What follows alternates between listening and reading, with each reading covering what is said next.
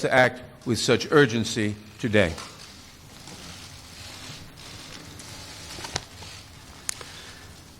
Thank you, Mr. Chairman. Thank you, Madam Speaker, and to my colleagues, good morning. The framers of the Constitution recognized that someday a president might come to office who would abuse that office, betray the public trust, and undermine national security to secure foreign help in his reelection, and who would seek to abrogate the power of Congress to hold him accountable. They recognized this danger, and they prescribed a remedy, and that remedy is impeachment. It is an extraordinary remedy and one that I've been reluctant to recommend until the actions of President Trump gave Congress no alternative. We stand here today because the president's continuing abuse of his power has left us no choice. To do nothing would make ourselves complicit in the president's abuse of his high office, the public trust, and our national security. The president's misconduct is as simple and as terrible as this. President Trump solicited a foreign nation, Ukraine, to publicly announce investigations into his opponent and a baseless conspiracy theory promoted by Russia to help his reelection campaign.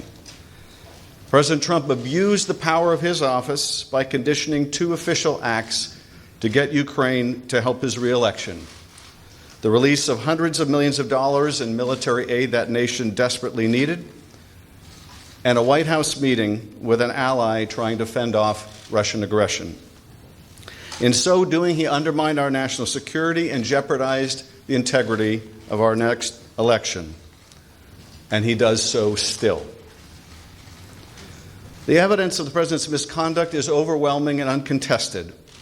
And how could it not be when the president's own words on July 25th, "I would like you to do us a favor, though," lays so bare his intentions, his willingness to sacrifice the national security for his own personal interests. And when the president got caught, he committed his second impeachable act: obstruction of Congress of the very ability to make sure that no one is above the law, not even the President of the United States. The evidence is every bit as strong that President Trump has obstructed Congress fully, without precedent, and without basis in law. If allowed to stand, it would decimate Congress's ability to conduct oversight of this president or any other in the future, leaving this president and those who follow to be free to be as corrupt, malfeasant, or incompetent as they would like, with no prospect of discovery or accountability. Now, some would argue, why don't you just wait? Why don't you just wait until you get these witnesses the White House refuses to produce? Why don't you just wait until you get the documents the White House refuses to turn over? And people should understand what that argument really means.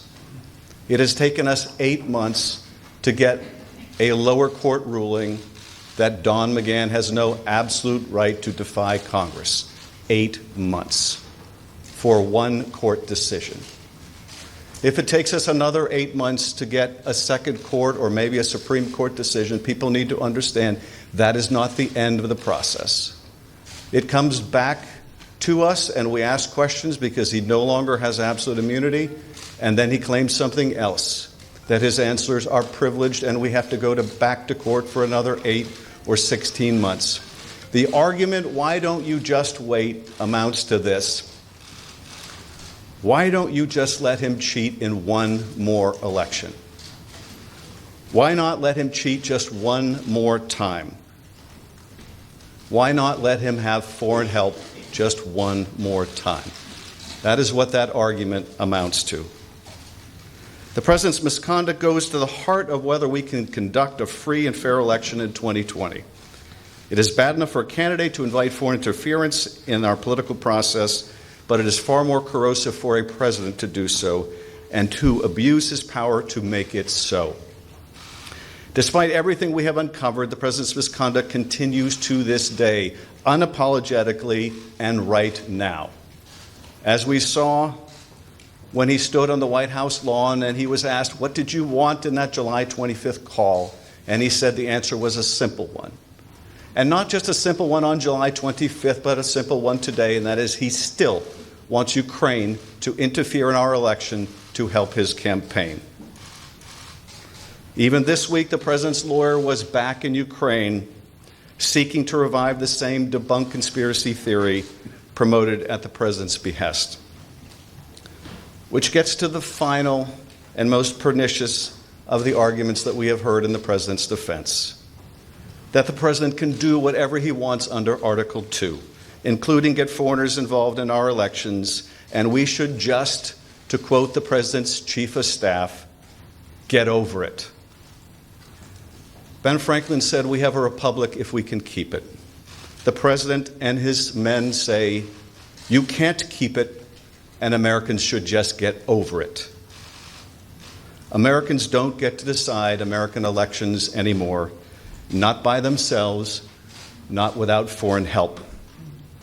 For the members of Congress, this is not a question of fact because the facts are not seriously contested. It is rather a question of duty. The president's oath of office appears to mean very little to him, but the articles put forward today will give us a chance to show that we will defend the Constitution and that our oath means something to us. I thank you, Mr. Chairman.